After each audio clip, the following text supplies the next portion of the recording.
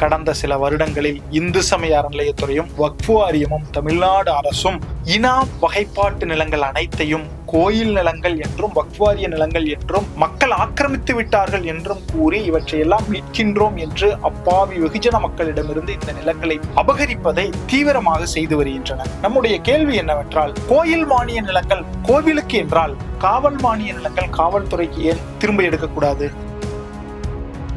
கணக்கு பிள்ளை மானிய நிலங்கள் வருவாய்த்துறைக்கு ஏன் திரும்ப எடுக்கக்கூடாது? இதர மானிய நிலங்களை இதர துறைகளுக்கு ஏன் திரும்ப எடுக்கக்கூடாது? அப்போ இந்த மாதிரி காவல் மானியம், கணக்கு பிள்ளை மானியம் போன்ற மானிய நிலங்களை பொதுமக்கள் இருந்து நம்ம எடுக்கணும்னா ஏறத்தாழ 80 லட்சம் ஏக்கர் நிலங்கள் பொதுமக்களிடமிருந்து எடுக்கப்படும். அரசுக்கு அது ஒரு மிகப்பெரிய நிலம் அல்லவா? ஏன் அதை செய்யக்கூடாது? இனாம் வகைப்பாட்டு நிலத்தில் அனுபவத்தில் இருப்பவருக்குத்தான் நில உரிமை இருக்கிறது. அதை அனுசரித்துத்தான் ஆங்கிலேயர்கள் இந்த நிலங்கள் அனைத்தையும் அனுபவத்தில் இருந்த மக்களுக்கே நில உரிமையை உறுதி செய்து அவர்களிடமிருந்து நேரடியாக வரி வசூல் செய்யும் ரைத்து வாரி முறையை அறிமுகப்படுத்தினார்கள். சுதந்திரத்திற்கு பின் சமய சார்புடைய மானியங்களான கோவில் மானியமும் பள்ளிவாசல் மானியமும் ஒழிக்கப்பட்ட போது தமிழ்நாட்டில் மட்டும் அவை முறையாக செயல்படுத்தப்படாமல் அப்பாவி வெகுஜன மக்கள் படிப்பறிவில்லாத காரணத்தினாலும் அரசின் தவறுகளினாலும் ஏமாற்றப்பட்டு இன்று வரை அவர்கள் சிக்கலில் இருக்கிறார்கள். இனாம் இயக்கத்தின் சார்பில் நாம் வைக்கும் கோரிக்கை என்ன? இதுவரை எடுத்து வைத்த முன்னெடுப்புகள் என்ன? இனாம் நிலத்தையும் கோவில் நிலத்தையும் எவ்வாறு கண்டறிவது? இவை அனைத்தையும் இந்த காணொளியில் காண்போம்.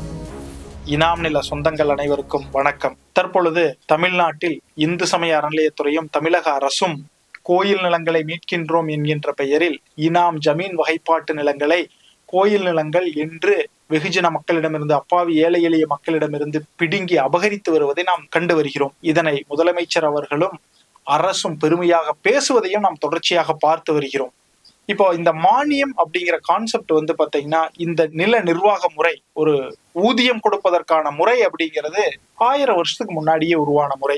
இந்த முறையில கோயில்கள் பள்ளிவாசல்களினுடைய ஆதரவிற்கு மட்டும் மானியங்கள் கொடுக்கப்படல. அடிப்படையில மானியம் கொடுத்தது எதுக்குன்னு கேட்டீங்கன்னா, ஊர்காவலருக்கு, குலக்காவலருக்கு, கணக்கு பிள்ளைக்கு, அதே போல ஊர்ல இருக்கிற எல்லா பொது வேலைகளுக்கும் கொடுக்கப்பட்டது.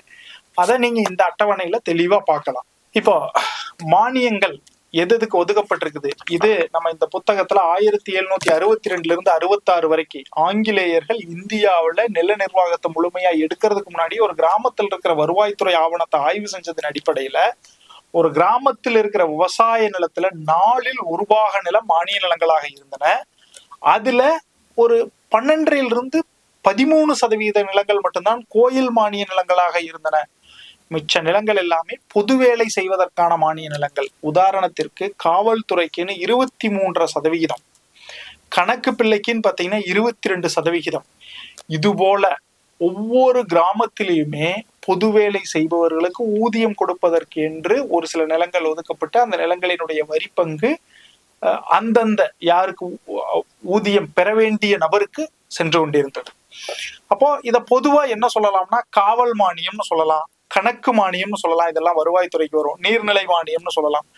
இப்ப இருக்கக்கூடிய இந்து சமய அறநிலையத்துறையும் வக்ஃபு வாரியமும் என்ன பண்றாங்க அப்படின்னா, 1000 ஆண்டுகளாக கோயில் மானியங்களாக இருந்த நிலங்கள் அனைத்தையும், வக்ஃபு மானியங்களாக இருந்த நிலங்கள் அனைத்தையும் கோயிலுக்கு சேர்ந்தது, பள்ளிவாசலுக்கு சேர்ந்தது என்றும், அந்த நிலங்களில் ஆயிரக்கணக்கான ஆண்டுகளாக பத்திரம், பட்டா, அனுபவம், வீடு கட்டி இருக்காங்க, நிரந்தர கட்டடம், அந்த நிலத்தை பண்படுத்தி பதப்படுத்தி அவங்களோட சொந்த செலவுல சொந்த உழைப்புல பண்ணி இருக்கிற மக்களை இன்னைக்கு ஆக்கிரமிப்பாளர்கள்னு சொல்லி அவங்கள பூரா வெளியேற்றிட்டு அந்த நிலத்தை, கோயில் நிலத்தை மீட்கிறோம்ங்கிற பேர்ல பொதுமக்கள் இருந்து அபகரிக்கிறத நம்ம தொடர்ச்சியா பார்த்துக்கிட்டு வர்றோம்.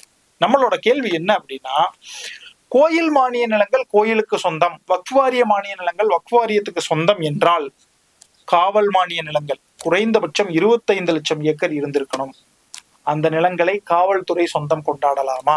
அதேபோல் கணக்கு மானிய நிலங்களை வருவாய்த்துறை, அது 20 லட்சம் ஏக்கர் இருக்கும், வருவாய்த்துறை சொந்தம் கொண்டாடலாமா? நீர்நிலை மானியம், சுகாதாரம் போன்ற இதர மானிய நிலங்கள் குறைந்தபட்சம் ஒரு 40 லட்சம் ஏக்கர் நிலங்கள் இருந்திருக்கும். அந்த நிலங்கள் அனைத்தையும் மற்ற துறைகள் சொந்தம் கொண்டாடலாமா? அவ்வாறு சொந்தம் கொண்டாடினால் என்னாகும்? தமிழகத்தில் 4ல் 1 பகுதி நிலம் மக்களிடமிருந்து பிடுங்கப்பட்டு அரசுக்கு சென்றுவிடும். சரி, இப்போ இதுதான் நடக்குது. இப்போ இதுல என்ன நம்ம பாக்குறோம் அப்படின்னா, இந்த மானியங்கள் அப்படிங்கிறது தமிழ்நாட்டிற்கு மட்டுமான ஒரு நிர்வாக முறை கிடையாது. இந்தியா முழுவதிலும் இருந்த நிர்வாக முறை. இந்தியா முழுவதிலும் காவல்துறை மானியம், வருவாய்த்துறை மானியம், அதாவது கணக்கு மானியம் எல்லாம் 1810-20 காலங்களிலேயே ஒழிக்கப்பட்டு அந்த நிலங்களில் இருந்து நேரடியாக வரி வசூல் செய்யும் முறையை அன்றைய அரசு அறிமுகப்படுத்திடுச்சு. கோயில், பள்ளிவாசல், அதாவது சமய சார்புடைய இனாம்கள் மட்டும் இருந்தவாறே விடப்பட்டு இனாம் ஆணையரால் அவை அனைத்தும் ஆய்வு செய்யப்பட்டு சுதந்திரத்தின் போது அந்த நிலங்கள் அனைத்தும் சமய சார்புடைய மானிய நிலங்களாக, அதாவது கோயில் மானியம், பள்ளிவாசல் மானியமாக இருந்தது. தமிழ்நாட்டை தவிர மற்ற அனைத்து மாநிலங்களிலும் அனுபவத்தில் இருந்த மக்களிடமிருந்து நேரடியாக வரி வசூல் செய்யும் ரயத்துவாரி முறையை அறிமுகப்படுத்திவிட்டு சமய நிறுவனங்களுக்கான இழப்பீட்டை அரசுகளே கொடுத்து இந்த நிலங்கள் அனைத்தையும் அனுபவத்தில் இருந்த மக்களுக்கு உறுதி செய்து விட்டது. அவ்வாறு எங்காவது விடுபட்டிருந்தாலும், உதாரணத்திற்கு குஜராத், கர்நாடகா, ஆந்திரா, கேரளா போன்ற மாநிலங்களில் சட்ட திருத்தம் கொண்டு வந்து திரும்பவும் அவர்களுக்கு உறுதிப்படுத்தி இருக்கிறார்கள். ஆனால் தமிழ்நாட்டில் மட்டும் இந்த நிலங்கள் அனைத்தும் கோயிலுக்கு சேர்ந்த நிலங்கள் என்று கூறி, மக்கள் அனைவரையும் ஆக்கிரமிப்பாளர்கள் என்று கூறி நீதிமன்றங்களில் வழக்கு தொடுத்து இவை அனைத்திற்கும் காரணம் ஏற்கனவே கொண்டு வந்த சட்டங்களில் இருக்கும் குழப்பம். அந்த குழப்பங்களை எல்லாம் தீர்க்க வேண்டும். இப்போ இந்த மாதிரி தமிழ்நாட்டுல மட்டும் இந்த நிலங்கள் அனைத்தையும் மீட்கின்றோம் என்கின்ற பெயரில் அபகரிக்கும் முயற்சி இந்து சமய அறநிலையத்துறை செய்து வருகிறது.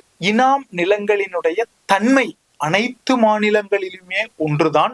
அதே போல் கோவில் மானியமாக இருந்தாலும், காவல் மானியமாக இருந்தாலும், கணக்கு மானியமாக இருந்தாலும் அனைத்து இனாம் வகை நிலங்களிலும் அதனுடைய தன்மை ஒன்றுதான். ஒரு நிலத்தை இனாம் என்று மாற்ற வேண்டும் என்றால் அந்த நிலத்தில் இருந்து அரசிற்கு வரி வந்து கொண்டிருக்க வேண்டும்.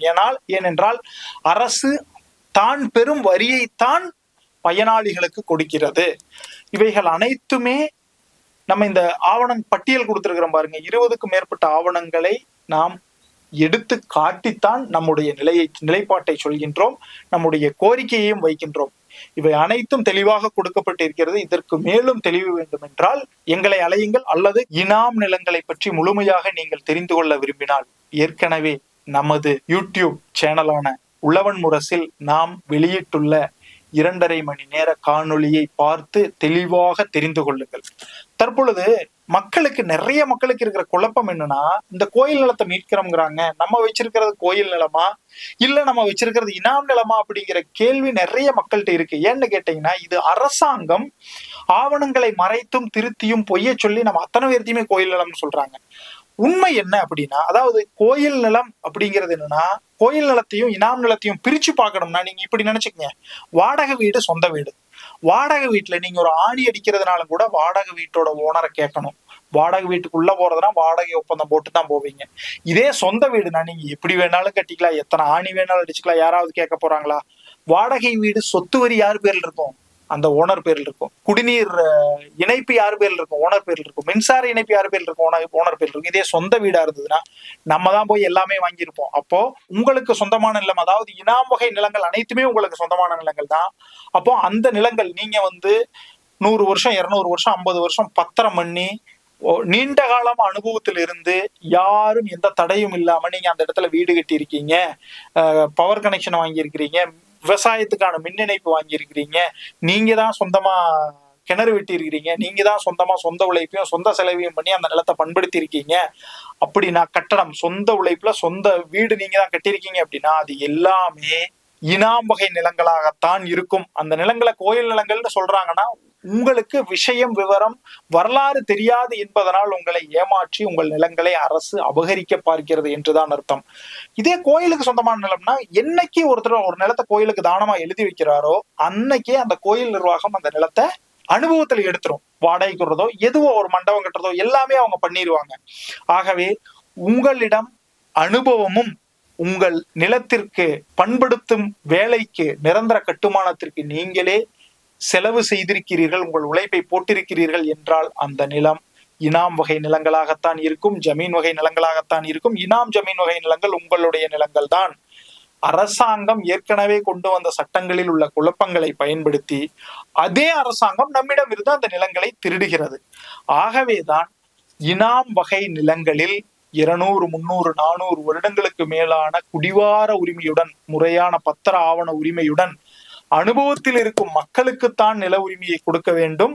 அதுதான் இனாம் ஜமீன் ஒழிப்பு, நில சீர்திருத்த சட்டங்கள் அதனுடைய அடிப்படையும் விடுபட்டவர்களுக்கும் மற்ற மாநிலங்களைப் போல நாம் பட்டா கொடுக்க வேண்டும், உரிமையை உறுதி செய்ய வேண்டும் என்றுதான் கோரிக்கை வைத்து நாம் இனாம் இயக்கத்தை நடத்தி வருகிறோம். இப்ப இந்த இனாம் இயக்கம் அரசியல் சார்ந்ததாங்கிற ஒரு கேள்வியை கேட்கணும். அதாவது இந்த நிலத்துல பிரச்சனைக்குரியவங்க எல்லா அரசியல் கட்சியிலும் இருக்கிறாங்க, எல்லா ஜாதி மதத்திலையும் இருக்கிறாங்க. ஆகவே பிரச்சனை என்பது ஜாதி மதம் கடந்தது, அரசியல் கடந்தது. அப்போ நாம வைக்கிற கோரிக்கையும் ஜாதி மதம் கடந்தது, அரசியல் கடந்தது, இயக்கமும் ஜாதி மதம் அரசியல் கடந்து அனைத்து பொதுமக்களுக்கும் நியாயமான கோரிக்கையை எடுத்து வைக்கும் விதத்தில் தான் செயல்பட்டு கொண்டிருக்கிறது. இப்போ இனாம் இயக்கத்தின் சார்பில் கடந்த ஒரு சில வருடங்களா, கடந்த 4 வருஷம் 5 வருடமாக என்ன மாதிரியான முன்னெடுப்புகள் எடுத்திருக்கிறோம் அப்படிங்கிறத பார்த்தோம்னா, கடந்த 3 வருடமாக இந்த பிரச்சனையை அதிதீவிரமா எடுத்துட்டு வந்துட்டு இருக்கிறோம்ங்க. முதல்ல நம்ம என்ன பண்றோம்னா, நம்முடைய இயக்கத்திற்கான கோரிக்கையை தெளிவாக வடிவமைத்து ஆவணங்களை தெளிவாக தமிழ்நாடு முழுவதும் பயணம் பண்ணி திரட்டி, தமிழ்நாடு முழுவதும் என்ன நிலை இருக்குதோ அதைத்தான் நான் சொல்றேன். அதாவது அந்த நிலத்துல கட்டடங்கள், வீடுகள் நீங்க சொந்தமா கட்டியிருக்கீங்கன்னா அது உங்களுக்கு தான். பெரும்பாலும் சென்னையில இந்த மாதிரி இருக்கிற நிலங்கள் எல்லாம் இன்னைக்கு கோயில் நிலம்னு சொல்லி வாடகை கிடைக்கிறேன்னு சொல்லி இன்னைக்கு அது ஒரு கூத்து நடந்துகிட்டு இருக்குது. மக்களுக்கு நில உரிமையை வாங்கி கொடுக்க வேண்டிய ஒரு சில அமைப்புகளே இன்னைக்கு அவங்கள வாடகைதாரரா மாத்திக்கிட்டு இருக்காங்க. அந்த நிலமும் நீங்க முறையாக ஆவணத்தை தேடி பாருங்க, உங்களோட நிலமா தான் இருக்கும். என்ன ஆவணத்தை தேடணும்? ஐஎஃப்ஆர் எடுத்து பார்க்கலாம், ஓஎஸ்ஆர் எடுத்து பார்க்கலாம், ஆர்எஸ்ஆர் எடுத்து பார்க்கலாம். தெளிவு வேணா எப்போது வேண்டுமானாலும் எங்களை தொடர்பு கொள்ளுங்கள், நாங்கள் தெளிவு கொடுக்க தயாராக இருக்கிறோம். அப்போ கடந்த சில வருடங்கள்ல என்ன பண்றோம்னா, ஆளும் கட்சி, எதிர்கட்சி, இதுல இருக்கக்கூடிய பல்வேறு அமைச்சர் பெருமக்களை நம்மளோட கோரிக்கை ஆவணங்களை எல்லாம் எடுத்ததும் தொடர்ச்சியா போய் சந்திக்கிறோம். தொடர்ச்சியா சந்திச்சு நம்மளோட கோரிக்கை வைக்கிறோம். அமைச்சர் முத்துசாமி ஐயாவாக இருக்கட்டும், அதற்கப்புறம் அமைச்சர் சாமிநாதன் ஐயாவாக இருக்கட்டும், அமைச்சர் கயல்வெளி செல்வராஜாக இருக்கட்டும், இதுபோல் பல்வேறு அமைச்சர்களை தொடர்ச்சியாக நாம் கோரிக்கை வைக்கிறோம். மரியாதைக்குரிய கனிமொழி அவர்களிடமும் கோரிக்கை வைத்திருக்கிறோம். அவர்கள் அறநிலையத்துறை அமைச்சரிடமும் அதிகாரிகளிடமும் ஒரு பேச்சுவார்த்தைக்கு ஏற்பாடு செய்தார். மக்களுக்கு நியாயமாக இருப்பதாக இருந்தால் உறுதியாக செய்து கொடுக்கின்றோம் என்றும் சொன்னார்கள். இதுவரை ஏன் செய்யவில்லை என்பதற்கான விளக்கத்தை அவர்கள் தான் கொடுக்க வேண்டும். அதேபோல் கடந்த பாராளுமன்ற தேர்தலின் போது துணை முதலமைச்சராக இருக்கக்கூடிய மாண்புமிகு உதயநிதி ஸ்டாலின் அவர்கள் இந்த நிலங்கள் அனைத்திற்குமான பிரச்சனை உடனடியாக தீர்க்கப்படும், அனைவருக்கும் நில உரிமை உறுதி செய்யப்படும் என்றும் வாக்குறுதி கொடுத்திருந்தார்.